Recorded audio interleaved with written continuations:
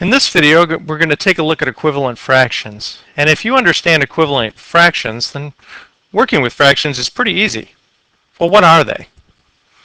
Equivalent fractions are fractions that name the same amount. So here you have two fractions, 1/2 and 2/4, and they're naming the same part of that circle. 1/2 and 2/4 are equivalent fractions. They're naming the same thing. Now, when you're writing equivalent fractions, it's pretty easy if you can remember the identity property of multiplication, which states that any number times 1 will give you that same number. Its identity doesn't change. For example, if you multiply 6 times 1, you're still going to get 6. The 6 doesn't change. If you multiply 1/2 times 1, you're going to get 1/2. If you multiply anything by 1, its identity won't change. You'll end up with the original number. Well, that's real important. All of these fractions here are equal to 1. 11/11ths, 5/5, and so on. All of these equal 1, which means if we multiplied something times these fractions, it won't change the identity of that number. For example, if we took 2/3, all of these fractions right here are the same as 1. It's like you're multiplying times 1, which means you're not changing the identity of the original number. 2/3 is equal to 22/33. 2/3 is equal to 14/21. 2 times 7 is 14. 3 times 7 is 21. These are equivalent fractions. If you multiply 2 times 5 and get 10, 3 times 5 and get 15, 2/3 and 10/15 are equivalent fractions. And that last example, when you're multiplying by 3/3, it's like you're multiplying by 1. You're really not changing the identity of 2/3. 2/3 is equal to 6/9. In fact, all these fractions down here that we've created, they're all equivalent fractions. They're all naming the same thing. So if your teacher asked you to write 4 different equivalent fractions for 3/8, it'd be easy.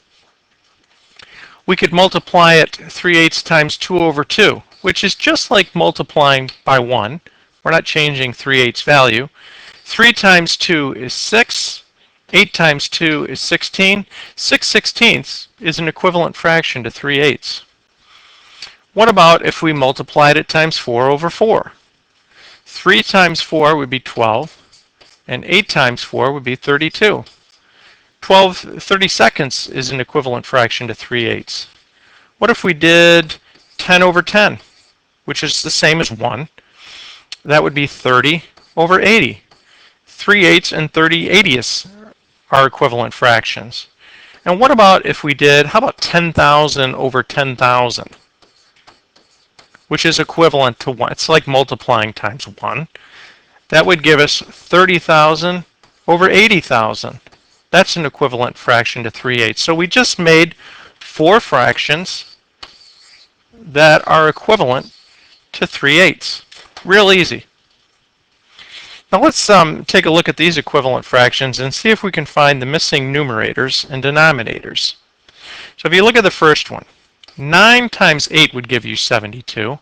Well, if you multiply 7 times 8, that would give you 56. The missing numerator would be 56. 4 times 5 is 20, and 7 times 5 would be 35. That's your missing denominator. 8 times 7 is 56. Something times 7 is 21. It would be 3. 2 times 9 is 18. Something times 9 is 45. It would be 5.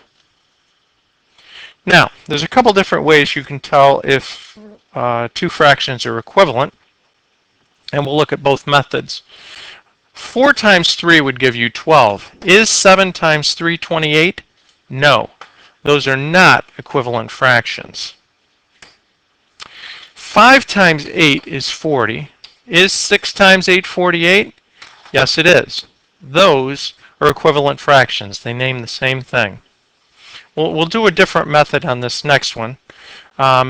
First, 7 times 3 times 7 is 21. Is 10 times 7 30? No.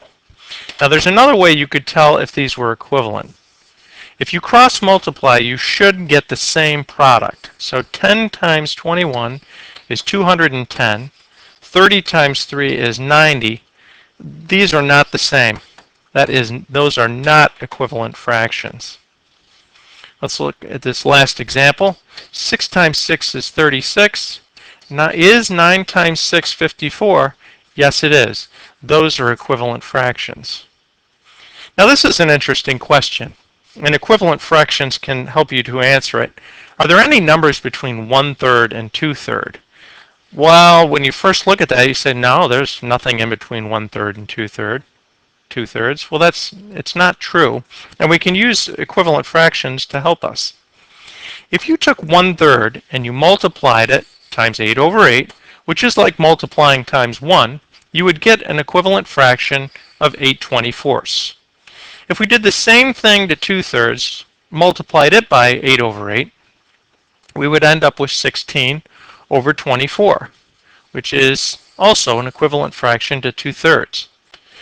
So instead of asking you, are there any numbers between 1/3 and 2/3, I asked you, are there any numbers between 8/24, which is the same as 1/3, and 16/24, which is the same as 2/3, you'd say, oh, well, sure, yeah, there are quite a few things between 8/24 and 16/24. And there's actually a lot more than that as well. But you can use equivalent fractions, can help you in so many different ways when you're working with fractions.